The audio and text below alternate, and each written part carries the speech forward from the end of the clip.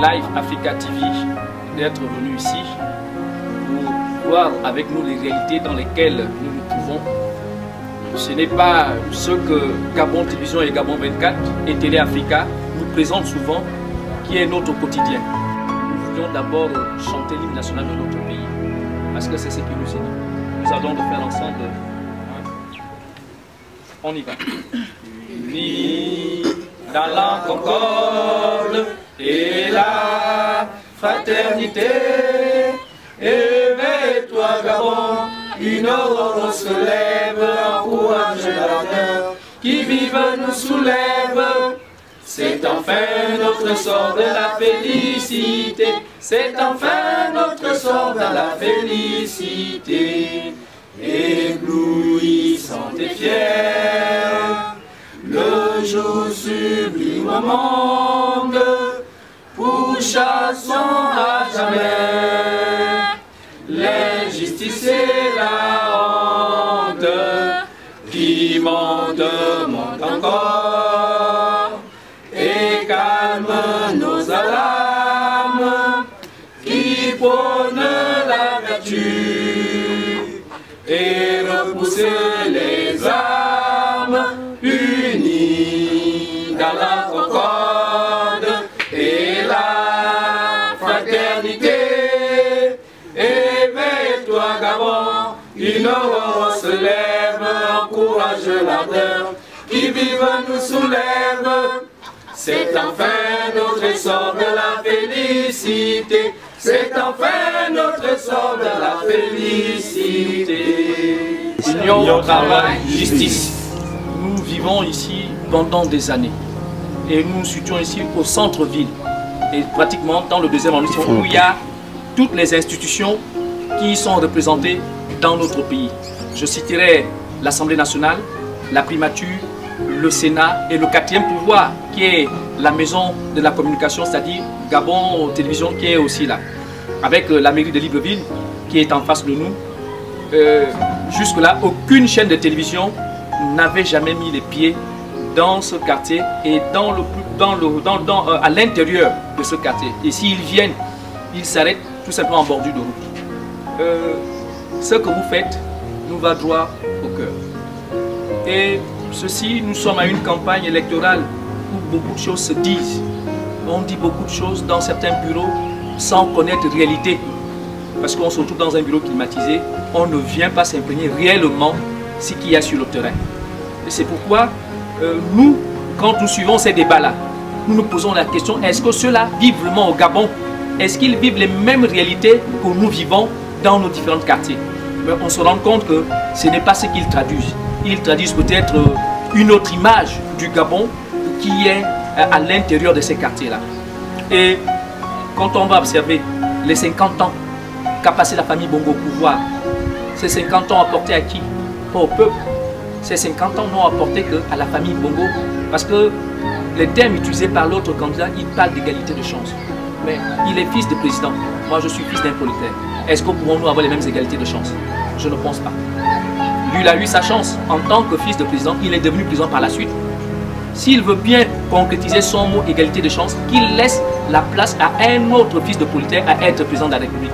C'est ça l'égalité des chances. L'égalité des chances ne veut pas dire j'ai été fils de président, automatiquement je dois succéder à mon père. Non, non. Nous ne sommes pas dans une loyauté. Et nous voulons sortir de ces 50 ans de vie, de règne, où nous avons été dans l'oppression. Parce qu'à ce jour, les Gabonais se retrouvent comme des sujets dans leur propre pays. Nous nous retrouvons comme des sujets dans notre pays, le Gabon. Et c'est pourquoi nous nous mettons derrière le candidat Jean Ping, parce qu'en lui, nous avons une lueur d'espoir. Et nous voulons à la tête du Gabon qu'un autre nom, qu'en dehors du nom Bongo, qu'un autre nom, qu'on arrive à citer aussi un autre nom gabonais. Parce que nous sommes tous des Gabonais et que ce pays nous appartient tous. Il n'appartient pas à une seule famille. Donc voilà, tout en vous remerciant, tout en vous félicitant de ce que vous faites, voilà ce que je puis dire pour le moment. 40 ans de pouvoir, voilà où les Gabonais vivent, voilà où je vis, voilà où mon frère vit. On est à 5 dans cette cabane-là. Et voilà quelqu'un en 2009 qui arrive, qui promet 5000 logements par an aux Gabonais.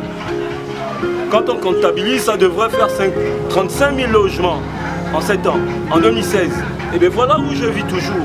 Mais comment est-ce que je peux appréhender le changement, l'émergence dont on parle? Voilà dont il s'agit en vérité. Il y a des responsables, il y a des, comment on appelle, des porte-paroles qui vont dans des chaînes télévisées étrangères, qui disent le peuple gabonais et voilà. Mais voilà le peuple gabonais. Le peuple gabonais c'est nous et c'est les autres, Kingélé, Akébé, qui vivent dans la même précarité. Et voilà des gens lors d'une élection présidentielle, ils donnent de 5000 francs aux jeunes comme pour dire 5000 va changer vos vies pendant 7 ans.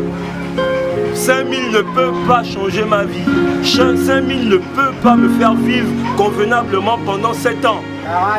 Mais si on refuse ça, vous avez, il y a des maîtres, vous tuez, lorsqu'on dit c'est pas bon, vous emprisonnez. Mais si je vis dans une cabane, je devrais venir devant une chaîne télévisée dire que je vis bien. Non, ici c'est chez moi. Arrêtez de mentir aux Gabonais. On veut le changement. Voilà des étrangers qui sont dans les buildings, qui construisent. Et vous dites aux Gabonais, bon, ne parlez pas trop parce qu'on va vous donner 5000 après, enfin, pendant les élections. Non, non. Un t-shirt et 5000 ne peuvent pas changer ma vie. Ici, c'est chez moi. Et je ne suis pas capable en ce moment, en tant que père de famille, je ne suis pas fonctionnaire. Je suis un jeune Gabonais. Je suis arrivé à l'université. Je cherche du boulot, bien que n'ayant pas eu un diplôme. Mais il y a quelque chose. La formation et l'éducation coûtent cher dans notre pays. Dans notre pays, les revendications des Gabonais, vous les banalisez. S'il vous plaît, monsieur, arrêtez de mentir aux Gabonais. Ne mentez plus aux Gabonais, on veut le changement.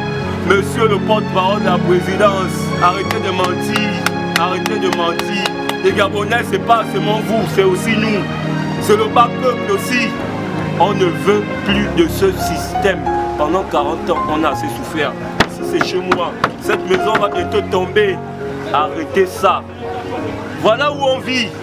Si vous voulez bien, ne parlez pas au nom du peuple gabonais. Le peuple gabonais, majoritairement, c'est nous. 80% de la population gabonaise vit dans la précarité. Ici, c'est chez moi. Regardez. Vous êtes à la République de Nzonkolo. Vous avez traversé une passerelle qui date aujourd'hui de 10 ans, qui nous a été réalisée par M. Elerundo.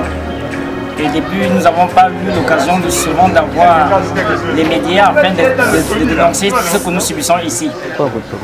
En réalité, notre quotidien est quasiment le même dans tous les grands quartiers de Libreville. Sinon, j'ai envie de parler du Gabon tout entier. Je suis un jeune Gabonais. Je suis un jeune qui voit ce que toi, Ali, tu ne vois pas. Je suis un jeune Gabonais. Ali, sans vous mentir, je n'ai pas composé cette chanson. Mais ce chant n'est que l'expression de mon cœur. Ce chant n'est que l'expression, malheureusement, de toute une génération que je représente. Vous savez, aujourd'hui, nous sommes en période électorale et on parle d'achat de conscience. On connaît le camp qui pratique l'achat de conscience. Moi, je suis un jeune leader de la nation gabonaise, connu et reconnu, comme je le disais dans mon chant de tout à l'heure. Pour vous dire, j'ai eu d'autres propositions. Mais vous savez, quand on a un peu fait l'école, ou quand on a été un peu bien élevé, on connaît faire passer l'intérêt supérieur du grand nombre devant le nôtre. Parce que le Gabon, comme il le dit, est un pays et nous n'avons pas de pays de rechange. C'est pourquoi j'ai refusé des propositions de l'autre camp pour dire Je veux batailler avec le cœur, avec la raison, avec les émotions pour ce pays. Je vous fais une analyse simple. Aujourd'hui, le président Jean Ping, par exemple, nous propose de mettre le pays à l'abri de la peur et du besoin. Tandis que l'autre nous propose l'égalité de chance. J'ai un peu fait l'école. Si intellectuellement même un choix doit être fait, c'est celui du président Jean Ping. Pourquoi? Parce que c'est le choix, d'abord, intellectuellement parlant, le plus raisonnable. Effectivement, aujourd'hui au Gabon, on a besoin d'être à l'abri de la peur. Le chanteur, le plus grand chantre de la liberté de notre pays l'a exprimé. J'ai cité Pierre Akenenge. Faut pas parler parce qu'on est fiché. Et on a vraiment besoin aujourd'hui d'être à l'abri du besoin. Regardez où je vis, regardez où j'ai grandi. Regardez où, dans les conditions dans lesquelles nous, population de Tsankole, parce que c'est le nom que nous avons donné à ce quartier. Pourtant, nous sommes entourés par toutes les représentations du pays. À côté, c'est le Sénat. À côté, c'est le Parlement, l'Assemblée nationale. À côté, c'est la mairie de Libreville. Et on est même à côté de l'ambassade de Chine. C'est terrible. Il faudrait quand même reconsidérer les valeurs républicaines, reconsidérer l'intérêt supérieur de la nation et ne plus regarder aux intérêts actuels, aux intérêts personnels. Le président Jean Ping, il nous propose de nous mettre à l'abri. C'est pourquoi moi je suis pour, intellectuellement parlant, je dis oui, c'est ce projet qu'il faut. L'égalité des chances, c'est impossible. En politique, c'est une aberration. Pourquoi? Parce que le Gabon est un état de droit. Ce n'est pas un pays où on donne à quelqu'un une chance. La véritable chance de tout citoyen, c'est de respecter le droit d'un citoyen gabonais. Lorsqu'on respecte le droit d'un citoyen, mais voilà la chance qu'il a. Et là, on va dire que tout le monde est en égalité de chance. Mais l'égalité de chance, c'est pas donner, c'est pas toujours faire des dons. On est dans un pays où tout le temps, pour évoluer, il faut dépendre du don. Mais mon Dieu, on va à l'école pour compter sur le don. C'est terrible. Dans ce quartier, je vous rappelle, plusieurs jeunes qui n'ont peut-être pas fait l'école comment, parce que je vais vous le dire, dans ce quartier, c'est terrible. Nous sommes peut-être à 5% qui avons pu franchir la porte de l'université. Mais le reste, la destinée, c'est terrible. C'est la prison, on part, on revient, on va en prison, on revient, parce que nous sommes vraiment dans le besoin. C'est pourquoi, depuis le début, je vous dis, je suis d'accord qu'aujourd'hui le Gabon soit à l'abri du besoin. Chez les filles, c'est terrible. Le niveau le plus élevé, c'est le CEP. Parce que même le BPC, on ne peut pas arriver, on ne peut pas parvenir. Donc c'est vraiment une révolte. C'est une révolte à la fois raisonnable, à la fois intellectuelle, mais aussi émotionnelle. Parce que je suis désolé, l'émotion également est une partie de l'intelligence de l'homme. À un moment, lorsqu'un peuple est fatigué d'une certaine tyrannie, ce peuple est obligé de s'élever avec émotion, comme les Sud-Africains l'ont fait, comme les Américains l'ont fait lors de la ségrégation raciale, pour dire non, on en a marre, il faut que ça change. Le choix aujourd'hui du peuple gabonais, ce n'est peut-être pas Jean Ping, mais c'est surtout l'alternance. Et puisque cette alternance se trouve bien avec la personne de M. Jean Ping, eh bien, tout le peuple gabonais n'a pas le choix.